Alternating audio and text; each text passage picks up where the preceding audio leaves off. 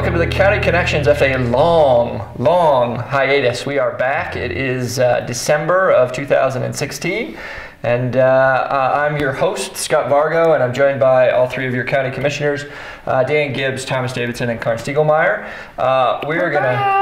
We're going to talk first about elections, and so first order of business is congratulations to Karn and Thomas for winning re-election.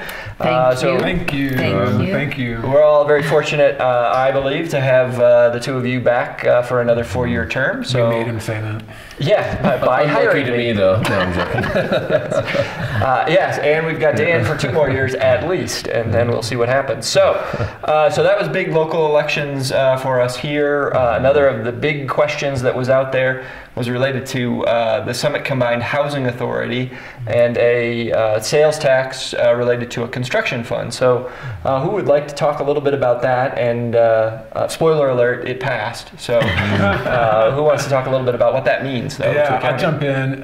So thank you to the voters of Summit County for passing 5A. It passed by 57%.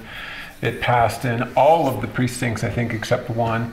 And so there was, widespread support. It is an increase in sales tax of 0.6%, so that's 6 more cents on a $10 purchase. It will be a construction fund used for acquiring land, installing infrastructure, and building units. Each jurisdiction gets its proportional share of that sales tax, and so there's a lot of work ahead for the towns and the county in terms of putting partnerships together and developing projects. That funding is in place for a 10-year period starting here in January of 2017. We're in the process right now of sending out information to all the merchants so they can make the appropriate adjustments to start collecting that sales tax appropriately. It'll run for 10 years, and so thank you, because boy, I got to tell you, there were lots of funding questions at the county level across Colorado, and a good number of them didn't make it. And so thank you for believing in us, and I promise that we're going to put the money to good use, right? Yeah, and with regards to a number of funding questions that didn't pass, our neighbors just to the west of us at Eagle County had a similar housing question on their ballot as well that was twice the length of time and half the percent increase, and that failed. And so again, thanks very much to everybody out there for supporting that question. Other comments about? Well, there are a lot of lessons learned from some of our surrounding communities of, unfortunately Eagle County did not pass theirs, but we've heard, Thomas, I think you've mentioned this, where Pitkin County has like $10 million in the bank and they're not able to do anything with it. Well, this is a huge step forward with our goals of really allowing people to live where they work and work where they live, and a huge step forward to achieving that goal. And again, thank you to the voters for supporting it. Yeah, and certainly kudos to the school district for their successful passage of 3A and 3B. We all three were big supporters of that, and certainly understood the need. And it was really a relief to see that all 3 questions did well. And I might jump in with a topic that's outside of Summit County, but Summit County voters supported Initiative 71. And I worked on that, volunteering to try to work on a statewide question on making it more challenging to amend our Constitution moving forward, where we have one of the lowest thresholds in the nation. So as a result, since 1990, we've seen folks try to attempt to amend the Constitution 68 times. So I know it didn't pass 100% here locally, but that's one project I worked on personally, and I was happy to see it pass. Great. And congratulations to Jamie with his successful election as sheriff. And so I think that he's going to he is doing a great job, and will continue to do so. And I know all 3 of us, of course, are very excited to see Jamie win that election. And State Rep Millie Hamner won again, and also congratulations to State Senator Rainey Baumgartner too, who also won. So.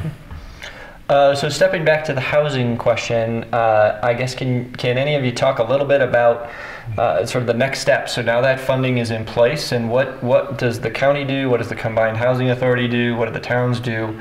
What's the next step to put those funds to work? Yeah, so each jurisdiction receives its proportional share of sales tax revenues. So let's see, that breakdown is Breckenridge 33%, Summit County, unincorporated Summit County 20%, Town of Silverthorne 20%, Frisco 15%, Dillon 10%. The last 2% is out there in Blue River, and there's conversations with regards to Blue River and its participation going forward. But each jurisdiction has control over its monies, and I think that that's one of the reasons why voters support something like this. They understand that there's shared decision making, there's shared control with regards to how these funds work. The next thing is for all of the jurisdictions to collaborate on the different partnerships, right? So certainly there are a number of projects that are, I think, teed up in the town of Breckenridge. We certainly got a process started with master plan for Lake Hill. We've got more to do with the town of Frisco there. I know that the town of Silverthorne is looking at Smith Ranch and some other infill projects. There might be a possibility that we partner with them. We've got, as Summit County government alone, some sites identified in unincorporated Summit County that we might pursue. The big thing for me is that we all collectively need to look at the needs analysis that tells us the different types of units and make sure that amongst all of us together, we're all working together on those different needs, addressing those different income points, the different types, whether it's ownership or rental. And then I think the other thing that we all have to think about is what are the ski areas doing, right? Because they're certainly involved as major players in housing as well. So a lot more to come. A lot of work to do together is my big message, right? Okay, good. We have a lot of work to do, and something that we said before the election is thank you for supporting this, but it doesn't solve the problem. We have a small amount of money compared to the need that we know is out there. Yeah, I think going back to a meeting that we did well in advance of the election, the number that was thrown out following, again, the update of the needs analysis was something on order of $300 million in investment in order to reach the demands of, I think it was 2020 that they were talking about, of rental and ownership units, that's the kind of dollars investment. So this is an issue, again, that this one tax question is not going to solve, but certainly we can work to leverage that with public-private partnerships and working with the rest of the community and the rest of the businesses within the community. Yeah, it's a good point, and I think that we all realize that there's sort of a top end that you can go and ask voters for funding for in any one cycle, and we were somewhere close to that mark. So yeah, it's a good point. We have no problem figuring out how to put this money to good use, and we're going to try to be as effective and as efficient with those dollars as we possibly can be. But yeah, I mean, builders know this, but before I became just the general fact of the cost of infrastructure alone is just so expensive. And when you look at even Lake Hill property or just areas that you own the land to get water, sewer, roads. I mean, just basic infrastructure before you start going up. It's just Yeah, but we are fortunate, as you said earlier, and Thomas, as you pointed out, the county has a number of properties that we have control over that we, to different degrees, some of those are going to be easier for us to sort of immediately build on than others, and the towns also have some parcels of land that they've got available to them, so we are able to hit the ground running, at least to some degree on this issue, so that's great. All right, again, thanks to all the voters for getting out there regardless of your affiliation, getting out and voting.